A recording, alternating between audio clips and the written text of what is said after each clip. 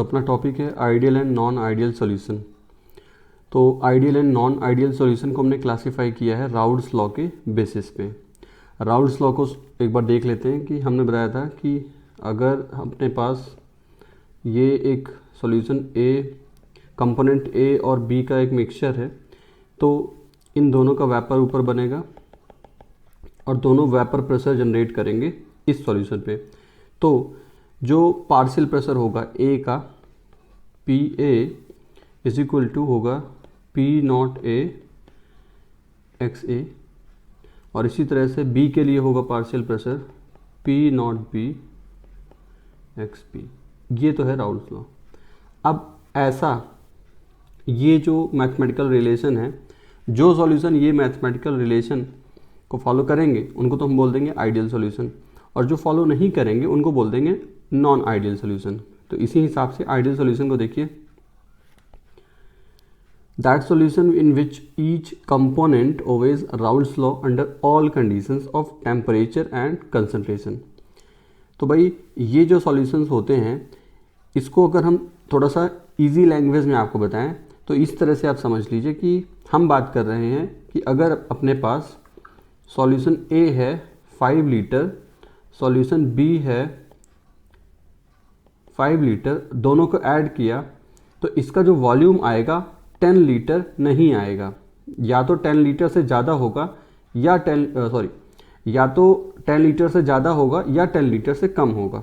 Reality में ये होता है, लेकिन हम ये कह रहे हैं कि नहीं, हाइपोथेटिकली हम मान के चल रहे हैं कि अगर हम दो लिक्विड लेते हैं ए बी और दोनों का वॉल्यूम इस तरह से अलग अलग 5 लीटर है, तो जब इनको ऐड किया जाए तो टोटल वॉल्यूम 10 लीटर ही रहे।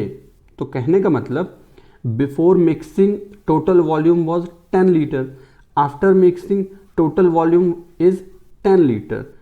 तो डिफरेंस क्या है, डेल्टा वी मिक्सिंग, यानी कि दोनों जो इनिशियल बिफोर मिक्सिंग वाला जो है और आफ्टर मिक्सिंग वाला, जो दोनों के बीच में डिफरेंस कितना हुआ, 0 हुआ। यही है आइडियल सॉल्यूशन। लेकिन रियलिटी में ऐसा होता नहीं है, कोई भी सॉल्यूशन आइडियल नहीं होता है। हाँ, काफ़ी क्लोज हो सकता है।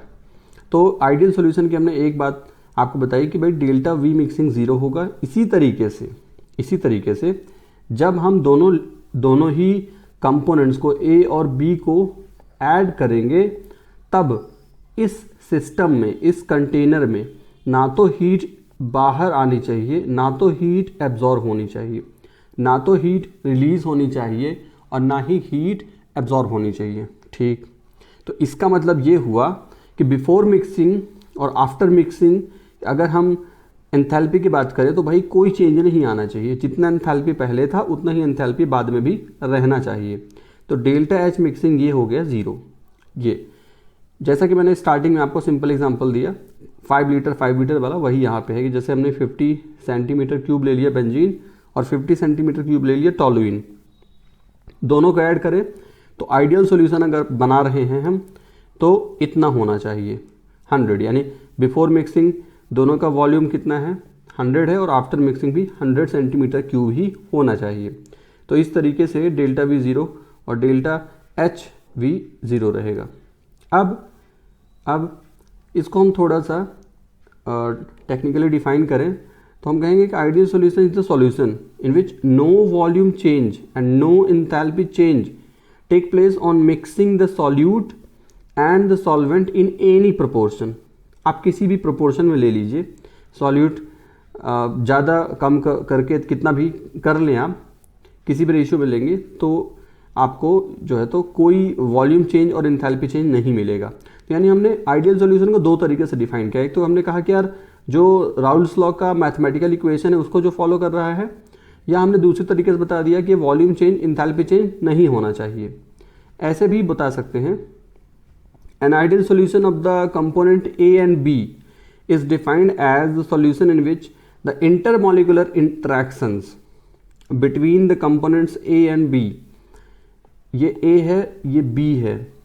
A किस तरीके से बना हुआ है, ये एक मॉलिक्यूल हो गया, ये दूसरा मॉलिक्यूल हो गया, है ना। तो जो ये कंपोनेंट A है, लिक्विड है, इस लिक्विड में A के बहुत सारे मॉलिक्यूल्स इंटरमॉलिकुलर अट्रैक्शन से इस तरीके से अट्रैक्टेड होंगे, और इसी तरीके से जो कंपोनेंट बी है इसके बहुत सारे मॉलिक्यूल्स आपस में इंटरमॉलिकुलर अट्रैक्शन से अट्रैक्टेड होंगे। तो हम कह रहे हैं कि इन दोनों के बीच में जितना अट्रैक्शन है, जब हम मिक्स करें ए को बी में तो ए का बी के साथ भी इंटरेक्शन होगा। तो जब ए का बी के साथ इंटरेक्शन होगा तो ए मॉलिक्यूल और बी मॉलिक्यूल के बीच में जो इंटरेक्शन है उस इंटरेक्शन का स्ट्रेंथ वही रहे जो कि पहले इनका इंडिपेंडेंट वाला था। ठीक, ये इंडियंस हैं, 3 इंडियंस हैं, 1 2 3, और ये ऐसे मान लीजिए अमेरिकन्स हैं 1 2 3।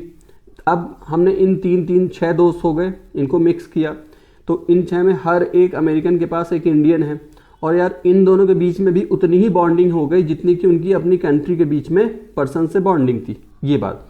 तो हम आइडियल सॉल्यूशन को तीसरे तरीके से डिफाइन कर रहे हैं यहाँ पे कि भाई एग्जांपल लेकर कि कंपोनेंट ए ले लिया, बी ले लिया, तब intermolecular interaction between the components AB are of the same magnitude as the intermolecular interactions found in the pure component AA and BB attraction। तो ये देखिए 3 तरीके से हमने यहाँ पे डिफाइन करने की कोशिश की आइडियल सॉल्यूशन को। अब फिर हमने बता भी दिया कि देखिए प्रैक्टिकली ऐसा पॉसिबल है नहीं, ठीक है, लेकिन फिर भी अगर हम काफ़ी क्लोज जो हमने ऊपर शर्तें बताई हैं, इन शर्तों को, ये शर्तें हमें दिख जाए होती हुई, अगर ऐसा बनाना है हमारे पास, अगर ऐसा कोई सॉल्यूशन बनाना चाहते हैं हम, तो क्या किया जाए, तब आप कंसंट्रेशन सॉल्यूट की बहुत लो ले लीजिए। कंसंट्रेशन सॉल्यूट की बहुत लो ले लेंगे तब जा कर के ऐसा हो सकता है कि काफ़ी कुछ जो आइडियल सॉल्यूशन जैसा बिहेवियर है शो करे। और दूसरी बात ये भी होनी चाहिए कि सिमिलर स्ट्रक्चर होना चाहिए और पोलैरिटी भी सेम होनी चाहिए। मतलब जो कंपोनेंट ए है और जो कंपोनेंट बी है, ये दोनों सॉल्यूशंस ऐसे होने चाहिए कि जितनी पोलैरिटी ए की है लगभग वही पोलैरिटी बी की भी हो, और स्ट्रक्चर भी दोनों का ऑलमोस्ट सेम रहना चाहिए। अब कुछ एग्जांपल्स हैं, काफ़ी सारे एग्जांपल्स मैंने दिए हैं, आप इनमें से कोई 3 याद कर लें भाई, बहुत सारे हैं। जैसे बेंजीन टोलुइन हो गया एक, फिर इसके बाद हेक्सेन और हेप्टेन हो गया, ठीक, क्लोरोबेंजीन और ब्रोमोबेंजीन हो गया, इस तरीके से। और हमने अगर राउल्ट्स लॉ का हम ग्राफ देखें तो इस तरीके से ग्राफ था कि जैसे मान लीजिए हम ये ले लेते हैं वाटर के लिए, ये लाइन मान लीजिए ये जो बनाई गई है ये वाटर के लिए, ठीक है, और ये वाली जो लाइन बनाई है ग्राफ में हमने, ये मान लीजिए इथेनॉल के लिए है, ये इथेनॉल के लिए। तो भाई अब आप देख सकते हो कि आइडियल सॉल्यूशन में हम इनका जो कंपोजिशन है, इसके कंपोजिशन से हम इनका टोटल प्रेशर प्रेडिक्ट कर सकते हैं। जैसे मान लीजिए हमने ये कंपोजिशन लिया, इस कंपोजिशन का मतलब क्या है, इस कंपोजिशन का मतलब है कि इथेनॉल जो है वो हमारे पास इस तरीके से इस रेशियो में है, और जो वाटर है वाटर हमारे पास इस रेशियो में है। तो भाई क्योंकि इथेनॉल ज़्यादा है तो इथेनॉल का जो पार्शियल प्रेशर बनेगा वो ये रहेगा इस वाले कंपोजिशन के लिए, और वाटर का क्या रहेगा, ये रहेगा। तो वाटर की जो वैल्यू है यहाँ से अगर हम ये देखें इतनी आ रही है वाटर के लिए वैल्यू, और इथेनॉल की वैल्यू यहाँ से मैच करें तो इतनी आ रही है, ठीक है भाई। अब इसको ये वाली जो वैल्यू है और ये वाली जो वैल्यू दोनों को ऐड कर देंगे तो आप कहाँ पहुँचेंगे, आप यहाँ पहुँच जाएंगे, आप यहाँ पहुँच जाएंगे। तो इस तरीके से ये ग्राफ जो है आइडियल सॉल्यूशन के लिए, और हम कह रहे हैं कि रियलिटी में ऐसा होता नहीं है। तो अब देखिए रियलिटी में कैसा होता है, तो अब रियलिटी में जो सॉल्यूशन हम देखते हैं वो होते हैं नॉन आइडियल सॉल्यूशन, और यहाँ क्या होगा, यहाँ जब दोनों को ऐड करेंगे, जैसे हमारे पास कंपोनेंट ए है कंपोनेंट बी है, दोनों को ऐड किया तो ये 5 लीटर ये 5 लीटर, तो नया वाला 10 लीटर से या तो ज़्यादा बनेगा या तो कम बनेगा। मतलब वॉल्यूम बिफोर मिक्सिंग और वॉल्यूम आफ्टर मिक्सिंग दोनों में डिफरेंस रहेगा। तो डेल्टा वी मिक्सिंग जो रहेगा ये 0 तो नहीं होगा, या तो ये पॉजिटिव हो सकता है या ये नेगेटिव हो सकता है। इसी तरीके से जो एंथैल्पी चेंज है बिफोर मिक्सिंग, आफ्टर मिक्सिंग कुछ तो चेंज रहेगा। या तो अब आप जब कंटेनर को हाथ में पकड़ोगे, जिस कंटेनर में ए और बी आपने दोनों ले रखा है, तो या तो वो कंटेनर आपको गर्म लगेगा या तो वो ठंडा लगेगा, यानी कि जो डेल्टा एच मिक्सिंग वो ज़ीरो तो नहीं होगा। अब देखिए एग्जांपल हमने ले लिया, जैसे सल्फ्यूरिक एसिड को वाटर के साथ जब हम ऐड करते हैं तो हमें क्या फील होता है, हमें हीट फील होता है, कंटेनर में हीट जनरेट हो रहा है। और मैंने बताया था केमिस्ट्री में अगर सिस्टम से हीट बाहर आ रही है तो इसका मतलब बॉन्ड ब्रेक हुआ है या बॉन्ड बना है। तो मैंने बताया था भाई बॉन्ड जब बनता है तब हीट बाहर आती है, जब बॉन्ड बन रहा है तो इसका मतलब क्या हुआ कि जो स्पेस अगर बॉन्ड बन रहा है तो इसका मतलब मॉलिक्यूल्स पास आ रहे हैं, ठीक। तो चेंज इन वॉल्यूम भी होगा, और इस तरीके से क्या होगा, नॉन आइडियल सॉल्यूशन बन जाएगा। तो ये जो मैंने बोला कि भाई हीट जनरेट हो रही है, ये तो इस वाले केस की बात हो गई, सल्फ्यूरिक एसिड और वाटर की। मान लीजिए अगर हम अल्कोहल और वाटर ले लें तो उल्टा हो जाएगा। अल्कोहल और वाटर वाला केस अगर हम लेंगे तो इस सॉल्यूशन को अगर हम किसी कंटेनर में हाथ रखेंगे जिसमें कि अल्कोहल और वाटर है, तो भाई वहाँ पे तो हमें थोड़ा सा ठंडक महसूस होगी, यानी कि सिस्टम ने हीट क्या किया, एब्जॉर्ब किया। एब्जॉर्ब करने का मतलब क्या हुआ, इसका मतलब ये हुआ कि भाई बॉन्ड ब्रेक हुए हैं। जब बॉन्ड ब्रेक होते हैं तो क्या होगा, तब बाहर से हीट एब्जॉर्ब होगी, और अगर बॉन्ड ब्रेक होंगे तो स्पेस जो मॉलिक्यूल्स के बीच में वो क्या हो जाएगा, ज़्यादा हो जाएगा। जब बॉन्ड बनेगा तो मॉलिक्यूल्स पास आ रहे हैं, बॉन्ड ब्रेक हो रहा है, मॉलिक्यूल्स दूर जा रहे हैं, ठीक। अब देखिए मॉलिक्यूलर इंटरेक्शन के बेसिस पे नॉन आइडियल सॉल्यूशन को कैसे डिफाइन करेंगे। हम कहेंगे कि solute and solvent molecules interact one another with a different force, ठीक। यानी कि कंपोनेंट ए और कंपोनेंट बी, इस बार ये हमारे पास एक सॉल्यूशन, ये एक सॉल्यूशन। तो भाई ए के पास जितने भी ए के मॉलिक्यूल्स हैं उनके बीच का ये वाला जो इंटरेक्शन है, ये इंटरेक्शन जितना है बी में जो इंटरेक्शन और जो नया इंटरेक्शन बनेगा ए और बी के बीच में, तो हम कह रहे हैं भाई ये वाला जो इंटरेक्शन है ये कुछ थोड़ा डिफरेंट होगा। किससे, इस वाले से और इस वाले से। तो वही हमने बोला solute and solvent molecules interact with one another with a different force than the forces of interaction between the molecules of the pure components। pure component चाहे A वाला हो चाहे B वाला हो, A वाले कंपोनेंट में जितने मॉलिक्यूल्स हैं उनके बीच का जो इंटरेक्शन है उससे ये वाला जो नया इंटरेक्शन है, नई जो दोस्ती बनी है अमेरिकन इंडियन की, ये दोस्ती कैसी होगी, या तो ये अच्छी नहीं होगी या तो ये बहुत अच्छी होगी, लेकिन उतनी नहीं होगी जितनी कि इंडियंस की रहती है या अमेरिकन्स की रहती है, जैसा कि एग्जांपल में मैंने ऊपर बताया था। अब हम बात करते हैं types of non ideal solution. ये इसी पे बेस्ड होगा कि जो वॉल्यूम चेंज हो रहा है वो वॉल्यूम ज़्यादा बन रहा है कि कम बन रहा है, इसी की बेसिस पे हम कह रहे हैं कि अब दो टाइप का इसको हम देख लेते हैं। तो इसमें पहला है वो वाले नॉन आइडियल सॉल्यूशन जिसमें पॉजिटिव डेविएशन होता है। अब पॉजिटिव डेविएशन का हमारा जब हम मतलब कह रहे हैं पॉजिटिव, तो इसका पॉजिटिव का किस कॉन्टेक्स्ट में कहा जा रहा है, तो भाई वेपर प्रेशर के कॉन्टेक्स्ट में कहा जा रहा है। पॉजिटिव डेविएशन जब हम कह रहे हैं तो किसके कॉन्टेक्स्ट में कह रहे हैं, बहुत सारी चीज़ें है ना, कि भाई वॉल्यूम के कॉन्टेक्स्ट में कहा जा रहा है, कि इंथैल्पी के कॉन्टेक्स्ट में कहा जा रहा है, कि वेपर प्रेशर के कॉन्टेक्स्ट में। तो हमारा क्या आंसर है कि भाई वेपर प्रेशर के कॉन्टेक्स्ट में इसको पॉजिटिव कहा जा रहा है। तो क्या कह रहे हैं, when a component B is added to another component A, sometimes the partial pressure of component A is found to be more than expected on the basis of Raoult's law. A similar effect is observed for the other component B in the reverse mixture। कह रहे हैं कि भाई अगर हमने B एक component है और इसको हमने ऐड कर दिया A में, ये अपना A है, इसमें बाहर से ऐड किया हमने B, तो कह रहे हैं कि जब ऐसा होगा तो पार्शियल प्रेशर जो कंपोनेंट A का होगा वो जितना पहले था, जैसे जब अकेला A होता था इस सॉल्यूशन में, तो उसका जो पार्शियल प्रेशर बन रहा था, जब हम B को भी ऐड कर देंगे, तब जो पार्शियल प्रेशर होगा वो क्या हो जाएगा, ज़्यादा हो जाएगा, वो ज़्यादा हो जाएगा। तो पार्शियल प्रेशर ज़्यादा होने का क्या मतलब हुआ, पार्शियल प्रेशर ज़्यादा होने का मतलब ये हुआ कि अब ऊपर जो वेपर बना है जितना पहले बनता था उससे ज़्यादा बन गया, वेपर जितना पहले बनता था उससे ज़्यादा बन गया।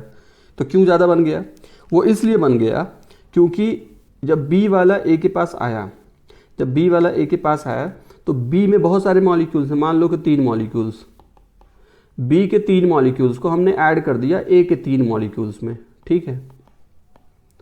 अब हम कह रहे हैं इन तीनों में बहुत अच्छी बॉन्डिंग है, इन तीनों में भी बहुत अच्छी बॉन्डिंग है, लेकिन जब इसको इसमें ऐड किया तो बी का ए के साथ इंटरेक्शन हुआ और ये देखा गया कि यार ए का बी के साथ जो बॉन्डिंग है वो अच्छी नहीं है, वो अच्छी नहीं है, वीक बॉन्डिंग हुई। वीक बॉन्डिंग का मतलब ये दूर दूर हो गए, ये दूर दूर हो गए, तो यानी वॉल्यूम क्या हो गया, वॉल्यूम तो हो गया ज़्यादा थोड़ा।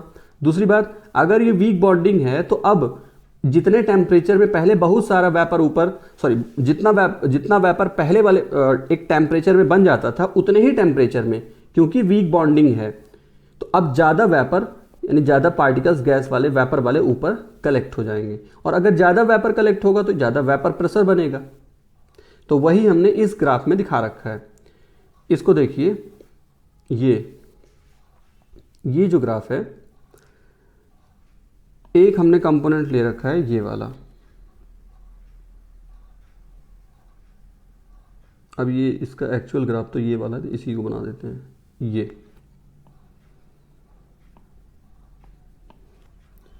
एक कंपोनेंट है बी और दूसरा कंपोनेंट है ए। मान लो अगर हम केवल बी कंपोनेंट को लेते हैं, केवल बी कंपोनेंट को, तब उसका ग्राफ ऐसा बनता है, इस तरीके से, ठीक है। जब अकेला ए लिया जाता है, जब अकेला केवल ए लेते हैं तब उसका ग्राफ इस तरीके से बनता है, ठीक है। लेकिन अगर दोनों को मिक्स कर दिया जाए, अगर दोनों को हमने मिक्स कर दिया, तब दोनों का ही जो ग्राफ है, किसका, वेपर प्रेशर वाला, वो ज़्यादा बन जाता है। तो ओवरऑल जो ग्राफ बनता है टोटल वाला, वो भी क्या बन जाता है, वो ज़्यादा बन जाता है। हम एक्सपेक्ट क्या कर रहे थे, राउल क्या एक्सपेक्ट कर रहे थे, राउल ये ग्रीन वाली लाइन एक्सपेक्ट कर रहे थे इस तरीके से, लेकिन ऐसा हुआ नहीं, ये तो ग्राफ कुछ ज़्यादा ही हो गया। अगर मॉलिक्यूल्स के बीच में जो नया मॉलिक्यूलर कॉम्बिनेशन बना है, जो नया मॉलिक्यूलर कॉम्बिनेशन बना है, 3 हमने ए लिए हैं, 3 हमने बी लिए हैं,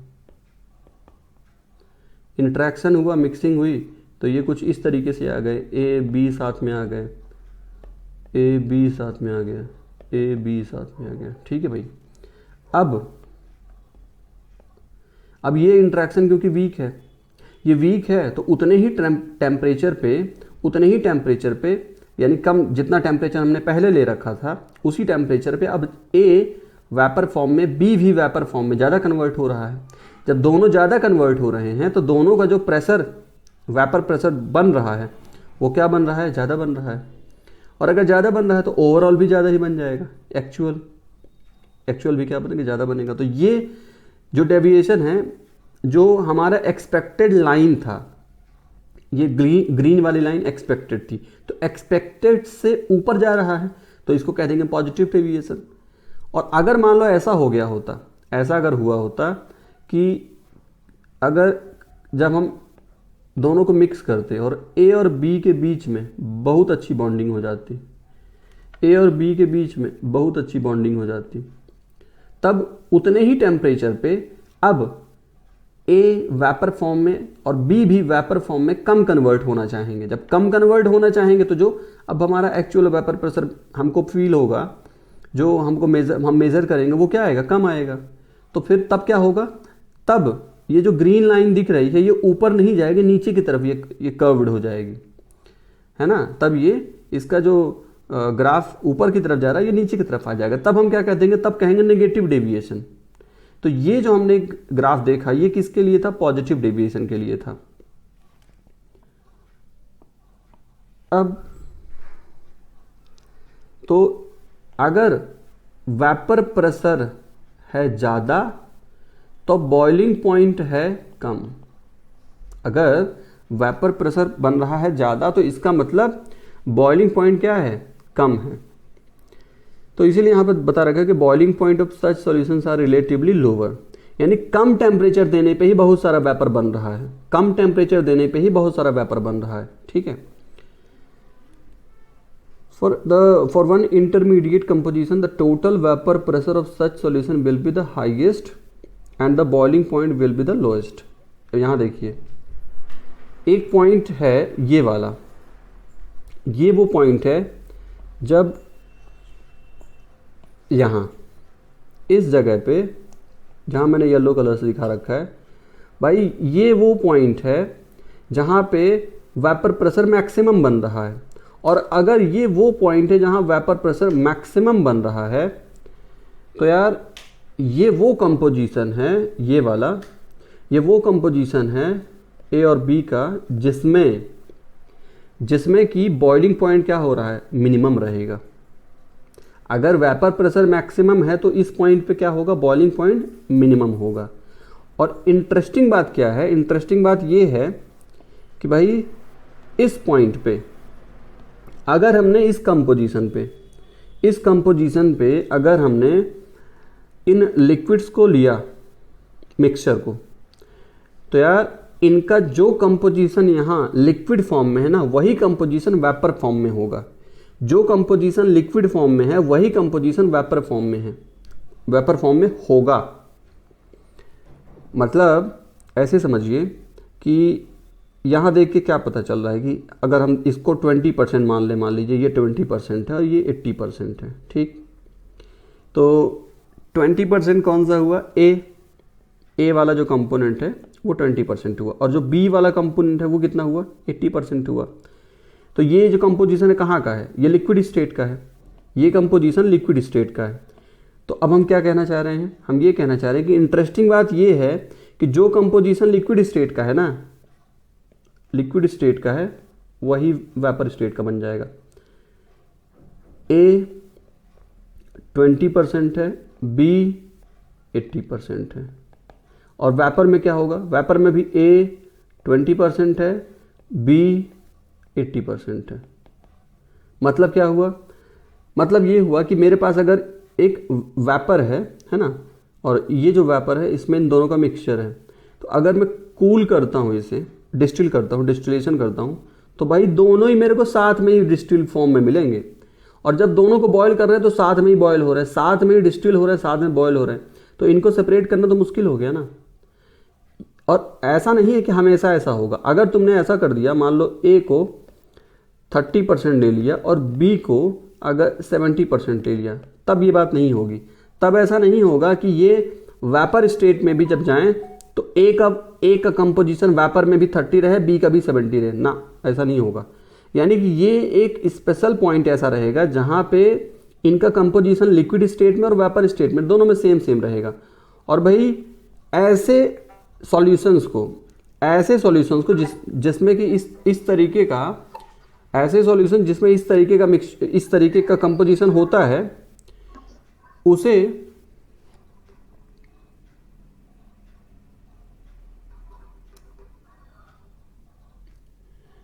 उसे क्या बोलते हैं, उसे एजियोट्रॉप बोलते हैं। तो वही हमने यहां बता रखा है, this solution acquire the property of boiling at a constant temperature, यानी कि एक पर्टिकुलर टेम्परेचर पे दोनों का बॉइलिंग पॉइंट क्या है, सेम हो जाएगा। And its composition remains unchanged. A liquid mixture which distill without any change in composition are called azeotrope। यानी कि वो लिक्विड मिक्सचर जिसको जब हम वेपर स्टेट में कन्वर्ट कर दें और फिर उसको हम जब डिस्टिल करना चाहें तो वो सेम कंपोजिशन में डिस्टिल हो जाए। जिस कंपोजिशन में लिक्विड फॉर्म में थे उसी कंपोजिशन में वेपर फॉर्म में भी होंगे, और फिर जब उसको डिस्टिल किया जाएगा तो ऑब्वियसली सेम कंपोजिशन मिलेगा। इन्हें क्या बोलते हैं, एजियोट्रॉप्स बोलते हैं। अब ऐसे मिक्सचर जो कि पॉजिटिव डेविएशन शो कर रहे थे, यानी कि वेपर प्रेशर ज़्यादा दिखा रहे थे, तो इनका इनका जो बॉइलिंग पॉइंट होगा वो क्या होगा, मिनिमम होगा। तो हम इनको बोलेंगे मिनिमम बॉइलिंग पॉइंट एजियोट्रॉप्स। तो यार एजियोट्रॉप्स दो टाइप के बन सकते हैं। एक एजियोट्रॉप इस पॉजिटिव डेविएशन वाला बना है, यहाँ पे वेपर प्रेशर क्या मैक्सिमम है, तो बॉइलिंग पॉइंट क्या होगा, मिनिमम होगा। तो एक हमारे पास एक एजियोट्रॉप बना मिनिमम बॉइलिंग पॉइंट वाला, और इसी तरीके से एक जस्ट इसका अपोजिट होगा, तो वो क्या हो जाएगा, वो हो जाएगा मैक्सिमम बॉइलिंग एजियोट्रॉप। अभी हमें क्या मिला है, अभी मिला मिनिमम बॉइलिंग एजियोट्रॉप, और बाद में क्या मिल जाएगा, मैक्सिमम। अब कुछ एग्जांपल्स की बात कर लेते हैं। जैसे एग्जांपल में हम ले लेते हैं इथेनॉल और साइक्लोहेक्सेन। ये भी क्या शो कर रहे हैं, पॉजिटिव डेविएशन शो कर रहे हैं। अगर हम प्योर इथेनॉल जो है, प्योर इथेनॉल जो लेते हैं उसमें क्या होता है, उसमें हाइड्रोजन बॉन्ड होते हैं। जब हम साइक्लोहेक्सेन ऐड कर देते हैं या फिर मान लीजिए एसीटोन ऐड कर देते हैं, तब ये जो साइक्लोहेक्सेन है ये इथेनॉल था, इनकी अच्छी बॉन्डिंग थी। अब जैसे ही साइक्लोहेक्सेन ऐड किया तो इनके बीच में साइक्लोहेक्सेन आ जाएगा, ठीक, thus breaking the hydrogen bond and reducing ethanol attraction considerably। वही बात है जो हमने ऊपर भी एग्जांपल में आपको इंडियन और अमेरिकन वाले कॉन्सेप्ट से समझाई है। इसी तरीके से एक एग्जांपल ये भी है कार्बन डाइसल्फाइड और एसीटोन का, यहाँ भी वही चीज़ हो रही है। तो अब हम ओवरऑल कंक्लूजन में ये बात बोल सकते हैं, क्या बात बोल सकते हैं कि यार ये क्या है, PA का पार्शियल प्रेशर है, और हमने ग्राफ में क्या देखा, ग्राफ में देखा कि ये ज़्यादा आता है। किससे ज़्यादा आता है, जो राउल्ट ने कैलकुलेट किया था, राउल्ट का कैलकुलेशन इतना बताता है, लेकिन रियलिटी में क्या आ रहा है, रियलिटी में इसकी वैल्यू ज़्यादा आ रही है राउल्ट के कैलकुलेशन से। इसी तरीके से बी का वेपर प्रेशर राउल्ट कितना बताते हैं, इतना बताते हैं, लेकिन रियलिटी में राउल्ट नहीं, मतलब राउल्ट का जो मैथमेटिकल कैलकुलेशन है उससे इतना आना चाहिए, लेकिन रियलिटी में क्या होता है, इतना आता है। तो हम कहेंगे भाई टोटल जो है, टोटल पी टोटल क्या होता है, PA प्लस PB, और इसी को हम इस तरीके से लिख सकते हैं PA की वैल्यू PB की वैल्यू। तो भाई टोटल भी क्या होगा, ज़्यादा ही मिलेगा।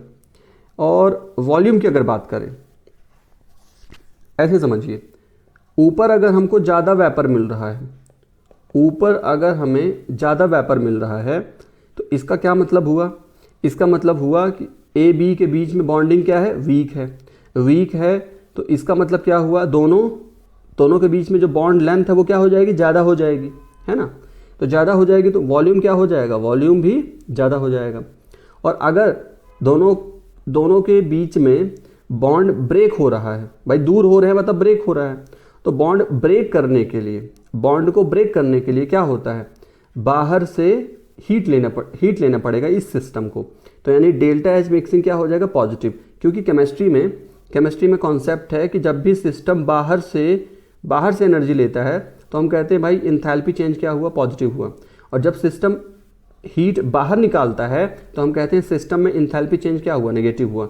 जब आपके पॉकेट में बाहर से पैसे आते हैं तो पॉजिटिव, जब पॉकेट से पैसे बाहर जाते हैं तो नेगेटिव, कुछ इस तरीके से। तो यहाँ पे ये भी एग्जांपल्स यहाँ पे हमने दे दिए, 2-3 याद कर लेना है इसमें से। नॉन आइडियल सोल्यूशन वो वाले आप देख लेते हैं जिसमें नेगेटिव डेविएशन होगा। तो सारा थ्योरी पार्ट बिल्कुल वैसा का वैसा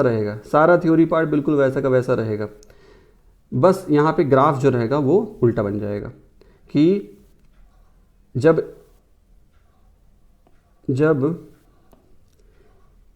कंपोनेंट अकेला होता है तब उसका ग्राफ कुछ इस टाइप से बनता है। इसी तरीके से जब कंपोनेंट A अकेला होता है तो उसका ग्राफ कुछ इस तरीके से बनता है। लेकिन भाई जब दोनों को मिक्स कर देते हैं तब बात थोड़ा गड़बड़ हो जाती है। तब ग्राफ इस तरीके से बनता है, किसके लिए, कंपोनेंट ये B के लिए हो गई बात, और कंपोनेंट A का ग्राफ कुछ इस तरीके से बनता है। कौन सा ग्राफ है ये वेपर प्रेशर का है। और दोनों का टोटल हम एक्सपेक्ट कर रहे थे राउल्ट के अकॉर्डिंग ये इस तरीके से होना चाहिए, लेकिन रियलिटी में होता क्या है, रियलिटी में होता है ये इस तरीके से। तो यहाँ पे कोई मिनिमम पॉइंट है, हाँ ये मिनिमम पॉइंट है। तो भाई ये जो मिनिमम पॉइंट है ना, मिनिमम पॉइंट का ये वाला जो कंपोजिशन है, यहाँ पे एक इंटरेस्टिंग बात समझ में आई क्या, वो ये कि यदि इस कंपोजिशन को हमने लिया और इसको हीट किया, अगर हम इस कंपोजिशन को ले लें, ये कंपोजिशन क्या है, इस कंपोजिशन में जो B है, इस कंपोजिशन में जो B है वो है केवल 20%, ठीक, B है 20%, जो A है वो है 80%, ठीक है भाई। अब अगर हम ये लिक्विड स्टेट में ये दोनों का कंपोजिशन लेते हैं तो भाई वेपर स्टेट में भी इनका यही कंपोजिशन बनेगा। वेपर में भी 20% वेपर के जो मॉलिक्यूल्स होंगे वो B के होंगे और 80% A के होंगे। और अगर उनको हम डिस्टिल कर दें, है ना, वेपर को हम वापस लिक्विड में बनाएं तो ऑब्वियसली फिर वो इसी कंपोजिशन में मिलेंगे। तो यानी ये एक ऐसा मिक्सचर बन गया कि इसमें आप चाहो, मैं कहूँ कि यार ये कंपोजिशन मैं तुमको अगर दे दूँ, मैं कहूँ कि अच्छा इसको सेपरेट करके दिखाओ, तो तुम सेपरेट ही नहीं कर पाओगे, क्योंकि हमें पता है कि दो लिक्विड को अगर सेपरेट करना होता तो क्या तरीका होता है, फ्रैक्शनल डिस्टिलेशन किया करते हैं कि यार टेम्परेचर में डिफरेंस रहेगा तो वेपर को थोड़ा अलग निकाल लेंगे, एक की वेपर को दूसरे वेपर को अलग निकाल लेंगे। लेकिन अगर दोनों का अगर बॉइलिंग पॉइंट सेम ही आ रहा है तब क्या करोगे। तो इसका मतलब ये जो मिक्सचर हमें मिल रहा है इस कंपोजिशन में, बाकी दूसरे कंपोजिशन में ऐसा नहीं होगा, इस कंपोजिशन में जो मिक्सचर मिल रहा है इसमें बॉइलिंग पॉइंट सेम है, इसलिए इसको क्या बोल देंगे, इसको बोल देंगे एजियोट्रॉप। अब ये वाला जो एजियोट्रॉप है इसमें ये कम मिलता है जब वेपर प्रेशर हमें एक्सपेक्टेड से कम मिलता है, तो इसीलिए इसको क्या बोल देंगे। और अगर वेपर प्रेशर कम है तो इसका मतलब बॉइलिंग पॉइंट क्या हो गया, ज़्यादा। तो ये एजियोट्रॉप कौन सा टाइप वाला हो गया, हाई बॉइलिंग एजियोट्रॉप। और जो पहले हमने पढ़ा था वो कौन सा था, low boiling azeotrope, low boiling azeotrope. अब सारी बातें यहाँ पे हमने जो भी बताई हुई हैं बिल्कुल वैसी की वैसी हैं जैसे कि हमने ऊपर बता रखा है, बिल्कुल वैसी की वैसी हैं जैसे ऊपर बता रखा है। यहाँ पे देखिए वही सब बातें हैं कि यार अगर वेपर प्रेशर एक्सपेक्टेड जितना था इतना एक्सपेक्टेड था, उससे क्या मिल रहा, कम मिल रहा है। तो अगर भाई वेपर प्रेशर कम मिल रहा है, इसका मतलब कि वेपर के जो मॉलिक्यूल्स हैं वो एक्सपेक्टेड से कम मिल रहे हैं। क्यों कम मिल रहे हैं, क्योंकि अब A और B की जो बॉन्डिंग है वो स्ट्रांग हो गई है, मतलब ये पास पास आ गए हैं, ज़्यादा पास आ गए, तो वॉल्यूम जो मिलेगा हमको अब क्या मिलेगा, वो कम मिल जाएगा फाइनल वॉल्यूम। तो इसीलिए ये नेगेटिव हो जाएगा डेल्टा V मिक्सिंग। और अगर ये पास आ रहे हैं यानी इनके बीच में बॉन्ड अच्छा स्ट्रांग बन रहा है, जब बॉन्ड बनता है तो केमिस्ट्री में क्या होता है, हीट रिलीज होती है। केमिस्ट्री में जब भी बॉन्ड बनता है तो क्या होता है, हीट रिलीज होती है। तो हीट रिलीज हो रही है तो इसीलिए डेल्टा H मिक्सिंग क्या हो रहा है, नेगेटिव। क्योंकि हमने बोला ना कि सिस्टम से अगर हीट रिलीज होती है तो इंथैल्पी चेंज क्या होता है, नेगेटिव होता है। तो ये इसका कंक्लूजन बिल्कुल उसी तर्ज पे हमने बताया जैसे वहाँ पे था। ये एग्जांपल से याद करने जो है ना, ये एग्जांपल से याद करने। HCl वाटर का हमने बोला कि एग्जांपल याद होना ही चाहिए, क्योंकि आप वैसे भी मतलब समझ सकते हो कि जब HCl और वाटर को मिक्स करते हैं तो भाई इस कंटेनर को अगर हम हाथ में पकड़ेंगे तो वो कैसा फील होगा, हमें गर्म फील होगा, टेम्परेचर हमको ज़्यादा महसूस होगा। अब देखिए बड़ा इंपॉर्टेंट है डिफरेंस, और डिफरेंस में एक पॉइंट भी हमें एक्स्ट्रा देखना है। जो हमने ऊपर पढ़ा है बस उसी को टेबुलर फॉर्म में बता देना है, जो हमने ऊपर पढ़ा है टेबुलर फॉर्म में बता देना। आइडियल सॉल्यूशन पहले डेफिनेशन पहले पॉइंट में डाल दो कि यार interaction between components are similar to those, यानी अमेरिकन और इंडियन का जो इंटरेक्शन होगा कैसा होगा, सिमिलर होगा।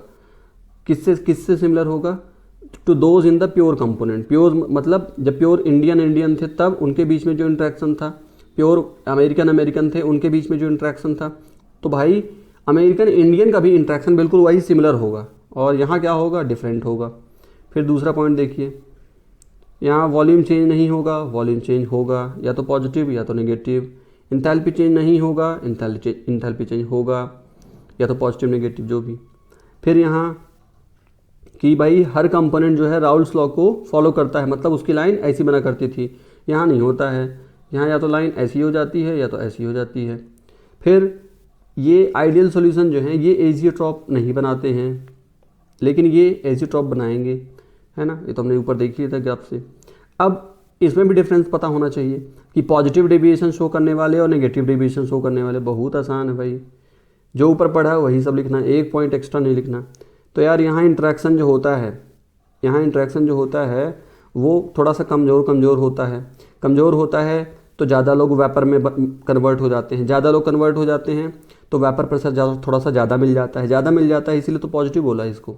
और यहाँ क्या होता है, इंट्रैक्शन थोड़ा सा ज़्यादा ही स्ट्रांग हो जाता है, तो फिर वेपर में जाने में आनाकानी करते हैं, तो इसीलिए तो क्या होता है, वेपर प्रेशर कम मिलता है, इसलिए तो बोल रहे हैं नेगेटिव डेविएशन। फिर यहाँ पे जो बात बोली वही बात लिख दी कि यार अगर इंट्रैक्शन कम है तो इसका मतलब दोनों दूर हैं तो वॉल्यूम बढ़ा देंगे तो पॉजिटिव। अगर दोनों दूर हैं इसका मतलब दोनों के बीच में बॉन्ड ब्रेक हुआ है। बॉन्ड कब ब्रेक होता है, जब बाहर से हीट ली जाती है, तो एंथैल्पी चेंज पॉजिटिव। वॉलेट में बाहर से पैसे आते हैं तो पॉजिटिव। यहाँ इंट्रैक्शन ज़्यादा हुआ मतलब मॉलिक्यूल्स पास आ गए, मतलब कि जो बाद वाला वॉल्यूम होगा वो क्या हो जाएगा, कम हो जाएगा। तो final volume minus initial volume कर देंगे, माइनस में वैल्यू आ जाएगी। इसी तरीके से अगर पास आ रहे हैं मतलब बॉन्ड बन रहा है तो मतलब बाहर से एनर्जी बॉन्ड बन रहा है तो मतलब एनर्जी रिलीज होगी तो मतलब क्या होगा, एंथैल्पी चेंज नेगेटिव होगा। पॉकेट से पैसे बाहर जा रहे हैं, नेगेटिव फील होगा। तो यहाँ पे जो टोटल प्रेशर बन रहा है वो ज़्यादा बन रहा है, टोटल प्रेशर यहाँ जो बन रहा है वो कम बन रहा है ना। ये मिनिमम बॉइलिंग एजियोट्रॉप बनाते हैं, ये मैक्सिमम बनाते हैं। तो हालांकि एजियोट्रॉप की हमने सारी बातें कर ली है, लेकिन फिर भी अलग से यहाँ पे हमने एजियोट्रॉप का ये देखिए ग्राफ दिखा रखा है यहाँ पे। इस ग्राफ से भी आप समझ सकते हैं एजियोट्रॉप को। ये एजियोट्रॉप हमने लिया है कार्बन डाइसल्फाइड और एसीटोन का। तो क्या है यहाँ पे परसेंटेज अमाउंट है कार्बन डाइसल्फाइड का एसीटोन पे। तो अगर हम मान लो कार्बन डाइसल्फाइड कितना ले लें, देख के यहाँ से लग रहा है शायद कुछ जा रहा है 60 और 80 के बीच में, ये 68 लग रहा है शायद। तो भाई एसीटोन कितना ले लें हम, लगभग 68%। और बाकी का क्या रहेगा, बाकी का रहेगा एसीटोन, यानी कि लगभग ये 32% हो गया। तो यार ये वाला जो कंपोजिशन रहेगा, इस कंपोजिशन में दोनों का जो प्रेशर जो बॉइलिंग पॉइंट बनेगा यहाँ पास आएगा। और इसी तरीके से यहाँ देख लीजिए, यहाँ हमने क्लोरोफॉर्म लिया है एसीटोन में, क्लोरोफॉर्म लगभग इतना ले लिया, एसीटोन बाकी बचा हुआ, तो ये यहाँ पे जा रहा है इस जगह पे। तो ये वो पॉइंट है जहाँ पे ये बॉयल करेंगे। तो इस तरीके से यहाँ पे हमने ग्राफ दिखा दिया। बाकी और भी कुछ पॉइंट्स हैं, ये वही हैं जो मैंने ऊपर एक्सप्लेन कर दिए हैं, इसमें कुछ ऐसा खास नया नहीं है। आप इसका स्क्रीनशॉट ले सकते हैं।